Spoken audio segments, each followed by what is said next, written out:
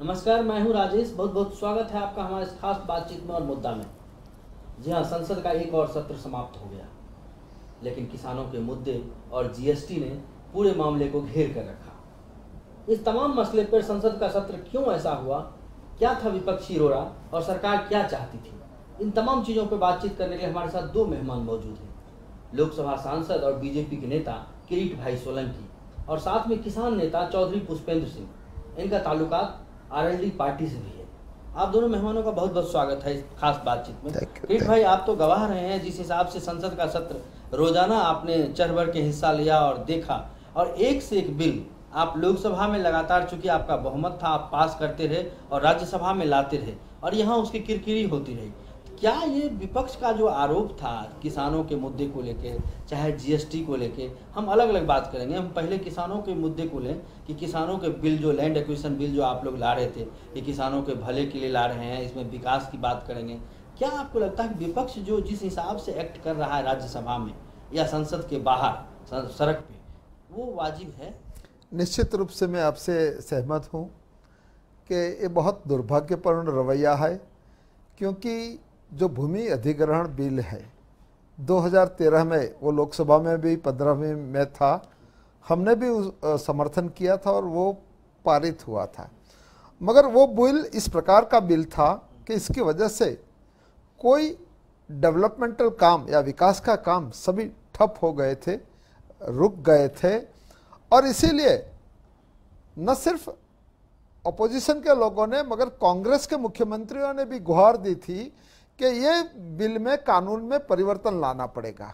जब हमारी सरकार आई, नरेंद्र भाई मोदी हमारे प्रधानमंत्री बने, तब 2014 में, करीबन 2014 में, मैं समझता हूँ कि मार्च महीने में 32 राज्यों के मुख्यमंत्रियों की उन्होंने बैठक बुलाई। श्री नितिन गडकरी जी, उस वक्त वो रूरल डेवलपमेंट मिनिस्टर थे, और इसमें सभी मंत्रियों ने, चाहे वो उस वक्त के महाराष्ट्र के मुख्यमंत्री श्री चौहान हो, पृथ्वीराज चौहान हो, या असम के मुख्यमंत्री हो, या हरियाणा के मुख्यमंत्री हो, सभी मुख्यमंत्रियों ने गुहार दी कि अगर ये कानून रहेगा तो कोई डेवलपमेंट काम नहीं हो सकेगा।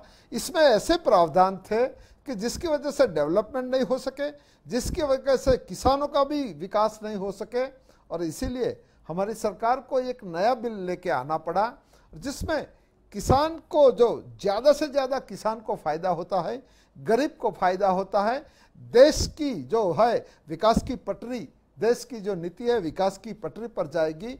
और हमारी सरकार ये बिल लेके आई है। मैं समझता हूँ कि विपक्ष जिस तरह से सियासत कर रहे हैं, इसमें ये सियासत मैं समझता हूँ कि वाजिब नहीं है।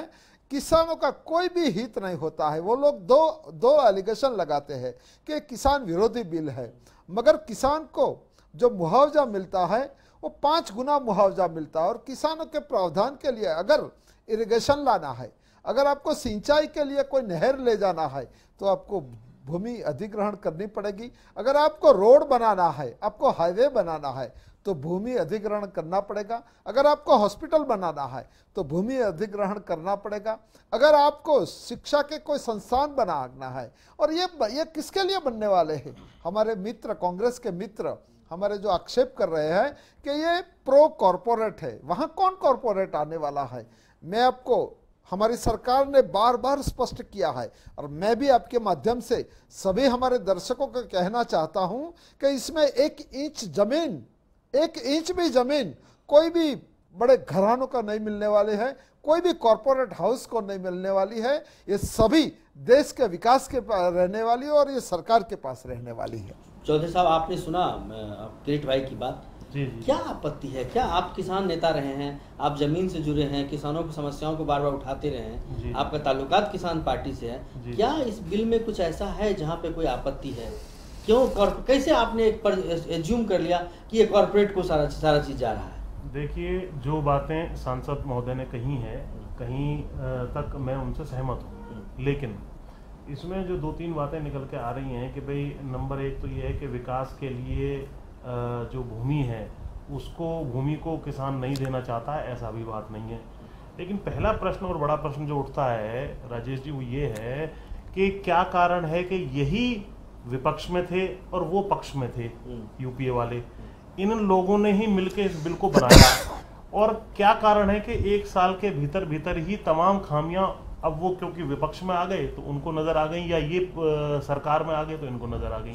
तो इस बात का जवाब देना चाहिए, क्या इस देश में संसद में कोई मजाक हो रहा है कि साहब हम पहले पक्ष विपक्ष मिलकर के एक बिल को हम पारित करते हैं और हम उसे ऐतिहासिक बिल बताते हैं, सारी वो आज जो हमारी सुमित्रा महाजन जी हैं, स्पीकर जो हैं, वो ही उस कमेटी की अध्यक्ष थी उस टाइम, उन्हीं की देख रेख में इस बिल को पारित किया गया।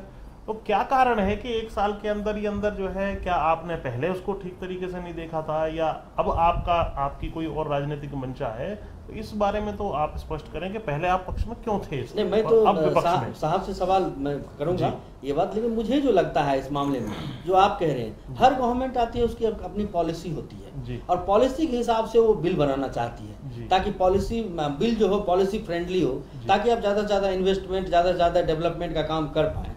तो हो सकता है कि बीजेपी जो नरेंद्र भाई मोदी की सरकार आई, उन्होंने अपने हिसाब से जो पॉलिसी बनाई और उसके बाद उनको लगता होगा कि इसमें और अगर हम रिफॉर्म कर लें, अमेंडमेंट कर लें तो बेहतर इन्वेस्टमेंट हम ला सकते हैं, शायद यही मंशा होगी। वैसे तो ज़्यादा ये बताएंगे, किरीट भाई बताएंगे। नहीं, निश्चित रूप से इनका सवाल बहुत जायज़ है।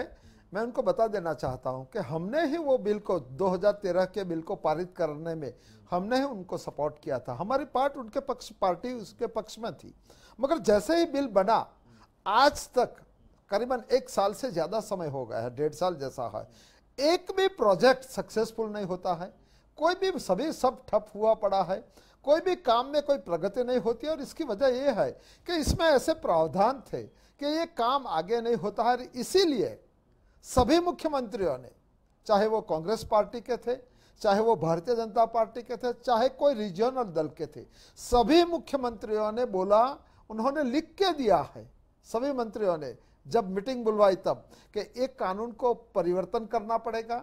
मैं स्पष्ट रूप से इस बात का स्वीकार करता हूं कि मैं आज मेरे 6 साल पूरा हुआ है संसद में, 6 साल में कई बिल पारित हुए हैं, मगर जब बिल पारित होता है तो वो बिल अच्छी मंशा से पारित होता है, मगर ये होता नहीं है कि वो 100% वो करेक्ट वो बिल होता है। जब आप उनको इम्प्लीमेंटेशन पर लाते तभी वो खरा उतरता है। तब इसमें अगर कोई भी त्रुटियां होती है तो वो हमारे संज्ञान में आती है। जो यहाँ मुख्यमंत्रियों ने और सभी सरकारों ने यहाँ त्रुटियों को बताया कि भाई ये हमारे लिए प्रैक्टिकल प्रॉब्लम है, आप इसमें कुछ बदलाव लाओ, और इसी वजह से इसमें कतई कोई राजनीति नहीं है। और हमारी पार्टी का जब तक सवाल है, भारतीय जनता पार्टी का, नरेंद्र भाई मोदी जब आए थे तो जब लोकसभा में उन्होंने अपना पहला भाषण दिया था तो उसमें बोला था कि ये मेरी सरकार का दायित्व गरीबों प्रति रहेगा, मेरी सरकार किसानों की सरकार होगी, मेरी सरकार दलितों की सरकार होगी, मेरी सरकार बिछड़े युवा और महिलाओं के लिए काम करने वाली सरकार होगी। और मैं आपको भरोसा दिलाना चाहता हूं कि हमारे जो है पंडित दीनदयाल उपाध्याय जी जो अंत्योदय की बात को लेकर चलते थे, उसमें क्या था कि जो हाशिया में जो दूर तक जो खड़ा है आदमी, उस तक विकास के फल जाना चाहिए, उस तक विकास पहुंचना चाहिए। और इसीलिए हमारी सरकार इस बार विकास के मुद्दे को लेकर आती है, मगर इसमें किसानों की हित की कोई भी अनदेखी नहीं होगी। किसान बहुत उसमें खुश होंगे और जिस तरह से फीडबैक भी आ रहे हैं, और मैं सभी को मैं प्रार्थना करना चाहता हूँ कि आप इस बिल का अभ्यास कीजिए। सरकार जिस तरह से ये बिल लेके आई है, सरकार ओपन माइंड से भी आई है। अगर कहीं भी किसानों का कोई है तो सरकार उसको जो अपनाने के लिए भी तैयार है। हमारे प्रधानमंत्री बोले हैं, हमारे मंत्री जी ने भी बोला है, तो सरकार का मन खुला है। मगर ये किसानों के लिए बिल बना है। इसमें आजकल जो हो रहा है ऑब्स्ट्रक्शन करने का जो राजनीति चल रहा है, खास करके राज्यसभा में जहां उनका बल ज्यादा है, मैं समझता हूं कि दुर्भाग्यपूर्ण बात है। अगर देश को मिलना, जिस तरह से हमें पिछली बार 15वीं लोकसभा में यूपीए को समर्थन दिया था, मेरा सभी दलों से मेरा निवेदन है कि ये बिल किसान को एम्पावर करने वाला बिल है, गरीबों को एम्पावर करने वाला बिल है, देश को विकास की पटरी पे ले जाने वाला बिल है, और इस बिल का समर्थन करना चाहिए। चौधरी साहब, वही बात है कि बीजेपी ने कई सारे अमेंडमेंट भी किए, उसमें लोगों के बात सुने, मंत्रियों ने जवाब दिए, उसके बाद आप एक निर्णय लेते हैं, कमेटी में भेज दिया। क्या करेगी कमेटी? वो फिर कमेटी में जाएगी, फिर मानसून सत्र में ये फिर इस बिल को आना है। तो आखिर आपकी मंशा हमें लगता है कि फोकस्ड होनी चाहिए कि आप चाहते क्या हैं। आप कमेटी में भेज के आप टाइम बाय कर रहे हैं, फिर ये आना है, तो कहीं ना कहीं विपक्ष की जो ये राजनीति एक तरह से राजनीति है। देखिए, इसमें जो सांसद जी ने ये कहा कि किसानों को एम्पावरमेंट करने की बात है, तो इसमें किसानों को जो 2013 का बिल था उसमें किसानों के पास ही सहमति का प्रावधान था, यानी किसानों के पास वो ताकत थी कि कोई प्रोजेक्ट यदि लेकर के सरकार उनके बीच में जाए तो 70% पीपीपी मॉडल में और 80% प्राइवेट अगर किसी के लिए एक्वायर हो रहा है तो उसमें किसानों के पास ये प्रावधान था, किसान उसमें सहमति दे सकते थे। तो मुख्य जो लड़ाई इसमें हो रही है, अन्य प्रावधानों पर तो शायद कोई सहमति कहीं कमी बेसी करके बन जाए, लेकिन मुख्य प्रावधान जो है वो ये है कि 70 या 80% किसानों से जो सहमति नहीं ली जा रही है उसके क्या कारण है। क्या जो किसान आपकी सरकार को, अपने हित की सरकार को चुनने का अधिकार इस देश में लोकतंत्र में रखता है, वोट देने का अधिकार रखता है, तो क्या आप उसके विवेक पर प्रश्न चिन्ह लगा रहे हैं कि जब आप उसके हित का कोई प्रोजेक्ट लेकर के वहां जाएंगे उसके बीच में तो वो उसको मना कर देगा? ऐसा नहीं है। किसान इस देश में विकास चाहता है और किसान अपनी भूमि भी देने को तैयार है यदि उसे उचित मुआवजा और उसका रिहेबिलिटेशन, उसके आगे के रोजगार का प्रबंध कर दिया जाए, उसकी जमीन की बंदरबाट और लूट ना हो कि 1000 रुपये गज में उससे जमीन लेकर के और आगे उसको 20, 30, 40 हज़ार रुपये गज में बिल्डरों को या अन्य जो है थैलीशाहों को, इंडस्ट्रियलिस्ट को दे दिया जाए। इसके विरुद्ध में जो है किसान है, अन्यथा किसान कोऑपरेट करेगा, सहयोग देगा। ये तो एक अनुमान की बात हुई। मैं आपको एक एग्जांपल देता हूँ। कल पार्लियामेंट में पूरा मामला गरमा गया मेगा फूड पार्क को लेकर, अमेठी फूड पार्क को लेकर। उसमें लास्ट में क्या है, अमेठी फूड पार्क में सब कुछ किया हुआ था, उसको जमीन नहीं मिला जी, कई परमिशंस नहीं थे, एनओसी नहीं थे। अगर वहाँ सरकार एक्विजिशन करके जमीन देती और उस स्थिति में होती तो वो आज तक प्रोजेक्ट रन कर गया होता। तो कहीं इनका जमीन आपको कहीं और से लेना है, परमिशन कहीं और से लेना, इतने उलझाव थे। एक प्रोजेक्ट जो है वो मर गया और अब लोग चिल्ला रहे हैं कि वो प्रोजेक्ट क्यों नहीं हुआ, एक दूसरे पर ब्लेम गेम का दौर चल रहा है। क्या सर? मैं जहाँ तक किसानों का सवाल है, हमारे लिए किसान की प्राथमिकता सबसे अहम है। और जो ये जब मोदी जी की जो सरकार बनी है इसमें किसानों का बहुत बड़ा योगदान है इस सरकार को बनाने के लिए। तो किसानों का हम कतई ही किसानों का हम विश्वासघात नहीं कर सकते हैं, किसानों को हम कभी भी इंजस्टिस नहीं कर सकते हैं। हमारे जो आपने बोला ये जो 80% की जो बात थी, आज जो सब रुके हुए पड़े हैं, जहां जो भूमि अधिग्रहण होने वाला है वो 0.2% से भी कम जमीन में होने वाला। सभी जमीन बहुत ले लाने वाला है ऐसी बात नहीं है, जहां जरूरत होगी वहां है।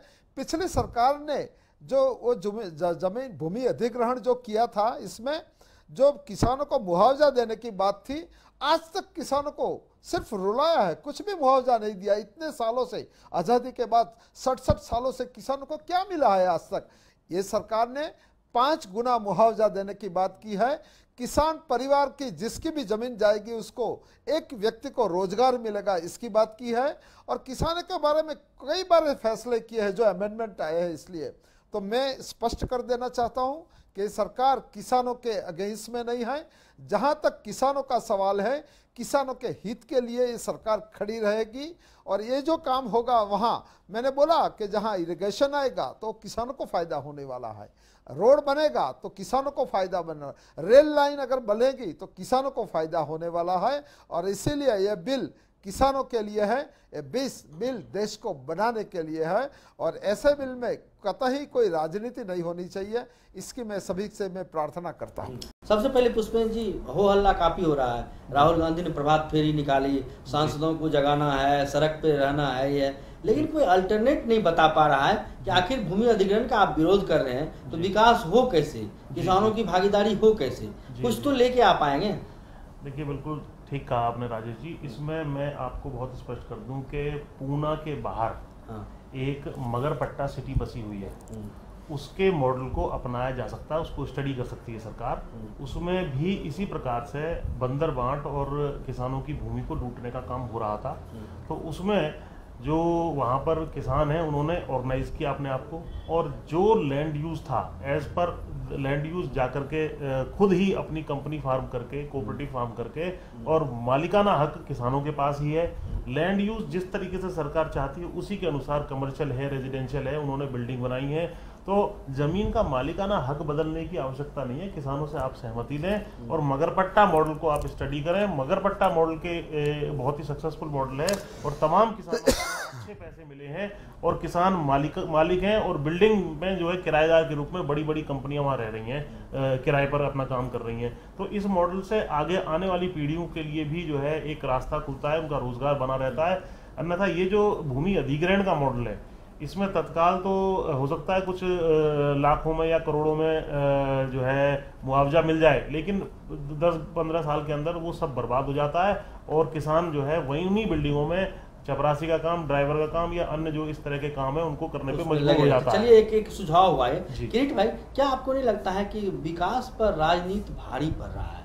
क्योंकि आप जीएसटी में कहीं किसी को कोई मतभेद नहीं, थोड़ा मोड़ा अगर किसी को थोड़ा मतभेद था तो गोवा था, तमिलनाडु था या आपका गुजरात था जिसका विरोध था, लेकिन तमाम चीज़ों को ठीक कर लिया गया इंडस्ट्री और जीएसटी लेकर आए। ये कांग्रेस का ही कहिए तो बेबी था ये, और लेकर एक जीएसटी के साथ भी यही हुआ। ये क्या माना जाए कि विकास पर राजनीति भारी पड़ रहा है, क्योंकि राजनीति के अलावा आप कुछ देख नहीं पा रहे हैं? नहीं, निश्चित रूप से मैं आपकी बात से सहमत हूँ कि विकास पर राजनीति भारी पड़ रहा है। जीएसटी का जहाँ तक सवाल है, जीएसटी के लिए जो पहली सोच हुई थी वो जब अटल जी प्रधानमंत्री थे तब हुई थी और कांग्रेस जीएसटी को लेके आई थी, मगर उसमें जो प्रोडक्शन करने वाले स्टेट थे जैसे कि गुजरात है, तमिलनाडु है, महाराष्ट्र है, उन लोगों को उसमें थोड़ा रिजर्वेशन था, क्योंकि उनको उनमें बहुत लॉस होता था वो। तो इस सरकार ने सभी के साथ किया है।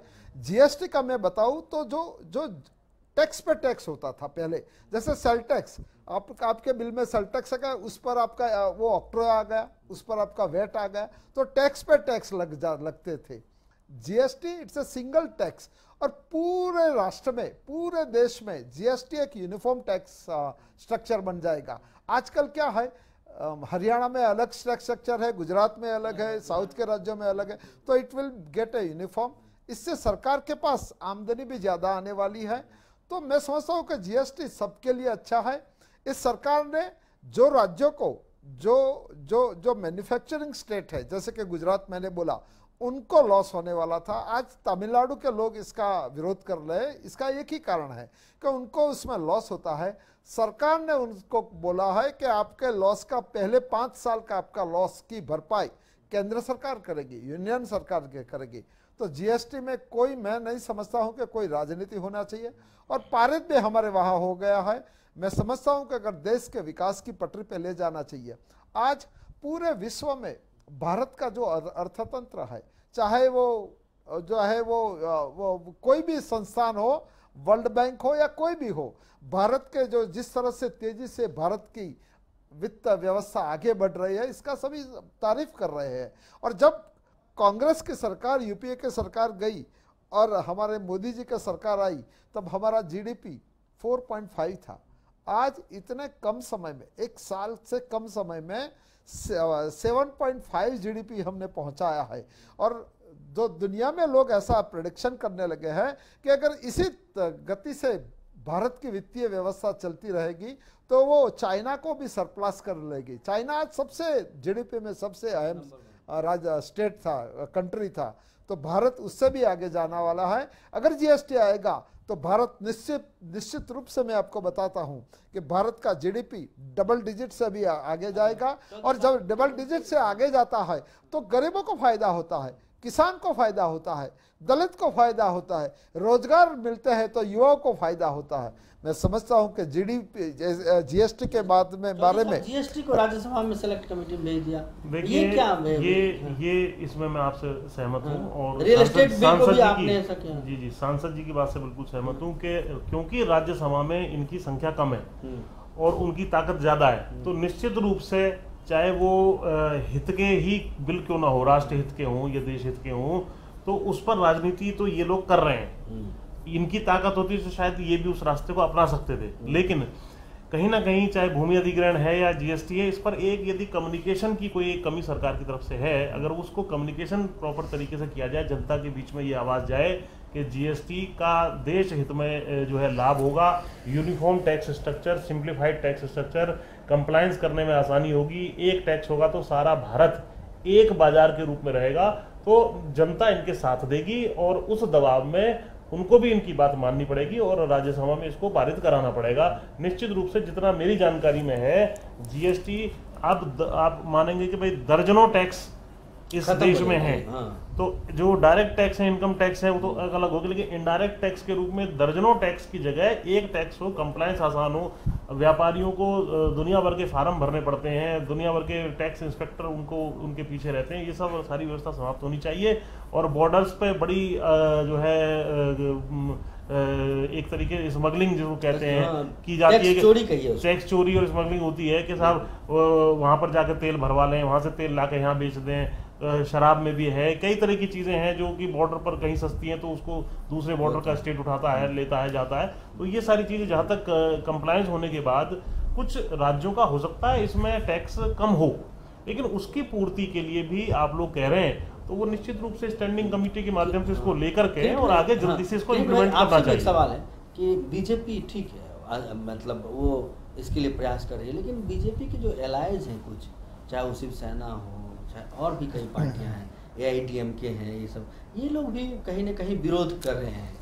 तो अब बीजेपी के नहीं लगता ये कोऑर्डिनेशन की कमी है, अपने एलायंस को भी घेर के वो रख नहीं पा रही है, मैनेज करके नहीं चल पा रही है। नहीं, वो शुरुआत में कुछ हुआ था, मगर आजकल अलायंस भी साथ है, उनकी भी जो है ना, जो उनका जो रिजर्वेशन था उनका भी वो एक अच्छी तरह से हो गया है। बात तो अलायंस में ऐसा नहीं है, एक सिर्फ जीएसटी के बारे में तमिलनाडु सरकार को कुछ उसका रिजर्वेशन है। मैं समझता हूँ कि वो भी संतुष्ट हो जाएंगे और सभी को साथ रख के, सभी को साथ लेके जाने की है। जिस तरह से इस विकास की राजनीति को जिस तरह से वो चैलेंज किया जा रहा है विपक्ष की ओर से, खासकर कांग्रेस की ओर से, मैं समझता हूं कि जिस तरह से 2014 के चुनाव में कांग्रेस की सिर्फ 44 सीट आके रुक गई है, मैं समझता हूं कि पूरी पार्टी शायद बौखला गई है और उनको मोदी जी को कैसे ऑब्स्ट्रक्ट करना, इसके लिए ये सब प्रयत्न कर रहे हैं, इसमें सियासत कर रहे हैं। मैं समझता हूँ कि इससे कोई होने वाला नहीं है। आप लोगों का ज्यादा है कि कल एक अमेठी फूड पार्क पे 5-5 लोग पार्टी की तरफ से खड़े थे। अमेठी फूड पार्क में राहुल जी ने मुद्दा उठाया, मगर वो मुद्दे की जब जब हकीकत बाहर आई तो वो अमेठी पार्क को सैंक्शन किए बिना 2011 या 13 में उसका उद्घाटन कर दिया गया था। उसको सैंक्शन नहीं मिले था और उसका उद्घाटन कर गया। उनके पास जमीन नहीं थी, जैसे आपने अभी बताया, और उसका इनॉग्रेशन कर दिया था। तो ये कैसे बात है? इस बात में तो ही वो सोने बैकफुट कल हेलो, क्योंकि वही बोलते थे अगर आप कोई मुद्दा उठाते हो और बार बार मंत्री उसका जवाब देते तो आपको तो अच्छा लगता है अगर मैं उठाऊंगा था, मगर इन लोगों को अच्छा इसलिए नहीं लगता था कि हकीकत सामने आ रही है कि उसमें भूल राहुल जी बिना होमवर्क आए थे।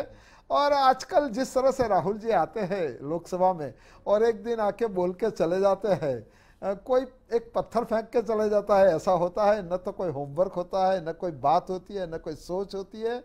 इस तरह से आप लोगों के दिल नहीं जीत सकते हो, किसानों का दिल नहीं जीत सकते हो। राहुल आते हैं, पत्थर फेंक के चले जाते हैं। विपक्ष का जो कंस्ट्रक्टिव सपोर्ट का जो रोल होना चाहिए वो थोड़ा कहीं ना कहीं मिसिंग है, जिससे कि अब संसद का नुकसान हो रहा है, आप संसद को चलने नहीं देंगे, आप बिल पास नहीं हो रहे, अल्टीमेटली तो राष्ट्र का नुकसान हो रहा है, लाखों रोज खर्च हो रहे हैं उस पर। तो अल्टीमेट एक कंस्ट्रक्टिव सपोर्ट की जो बात थी, एक लोकतंत्र में जो वो परंपरा है, ये कंस्ट्रक्टिव सपोर्ट वो मिसिंग है। जी बिल्कुल ठीक कह रहे हैं आप कि ये विपक्ष को भी सोचना चाहिए कि देश हित में यदि कोई कार्य आपके अपोजिट सरकार भी लेकर के आ रही है, आप उसका समर्थन करें। जनता आपको उस रूप में देखेगी। यदि आप उसको ऑब्स्ट्रक्ट करने की कोशिश करेंगे और उसमें अड़ंगेबाजी करेंगे और उसमें कोई आपके पास ठोस कारण भी नहीं होगा तो निश्चित रूप से आप राजनीतिक नुकसान में जाएंगे।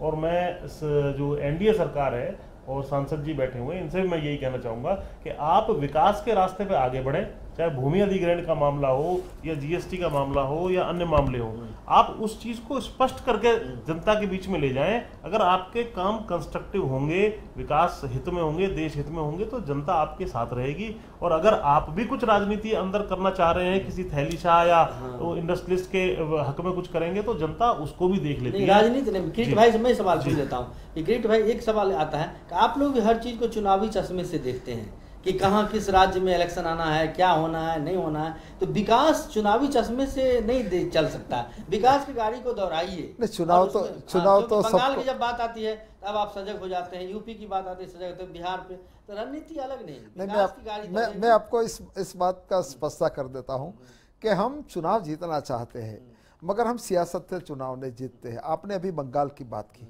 हमारे प्रधानमंत्री जी अभी 9 तारीख को बंगाल गए थे और ममता बनर्जी जो एक विपक्ष है, तृणमूल कांग्रेस है, उनके साथ वो बैठे और ममता बनर्जी ने इनके लिए जो पैकेज मांगा था, वो पैकेज उनको देने के लिए उन्होंने हाँ बोल दी है। तो अगर जो यहाँ बिहार में जो कुछ भी हुआ, तो बिहार में समर्थन करने के लिए कश्मीर में आपत्ति आई, जो है बारिश आई और सब राष्ट्रीय आपदा आई, तो वहाँ सबसे पहले अगर हमारी सरकार गई थी, उसमें कभी नहीं देखा था कि विपक्ष है। जहाँ तक ये राजनीति का सवाल है, हम भी विपक्ष में थे 15वीं लोकसभा में और हमने रचनात्मक तौर पे हमने वो किया था। जहाँ गलत होता था, जहाँ घोटाला होता था, हम बात को उजागर करते थे।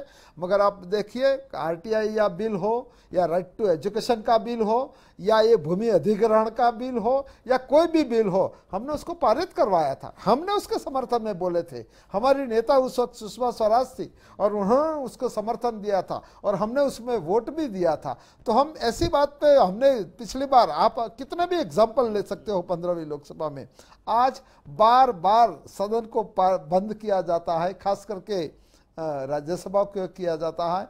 ऐसे ही हम रचनात्मक विपक्ष चाहते हैं, वो रचनात्मक होना चाहिए। कहीं भी गलती हो तो गलती पे सरकार को आपको खड़ा रखना चाहिए। बाकी ऐसे विकास की राजनीति में सरकार में बाधित जो है कार्यक्रम में बाधा नहीं डालनी चाहिए। आप दोनों मेहमानों का इस बातचीत के लिए बहुत बहुत शुक्रिया और धन्यवाद। Thank you. आप दोनों ने वक्त निकाला और ये हमारे दोनों मेहमान थे जो कि लोकसभा का जो सत्र खत्म हो रहा है और उसके बाद की क्या रणनीति होगी, इस पर हम लोग बातचीत कर रहे थे। फिलहाल इस बातचीत में और इस मुद्दा में बस इतना ही। अगले दिन हम फिर हाजिर होंगे कुछ नए मेहमान के साथ और नए मुद्दे के साथ। फिलहाल दीजिए हमें इजाजत। नमस्कार।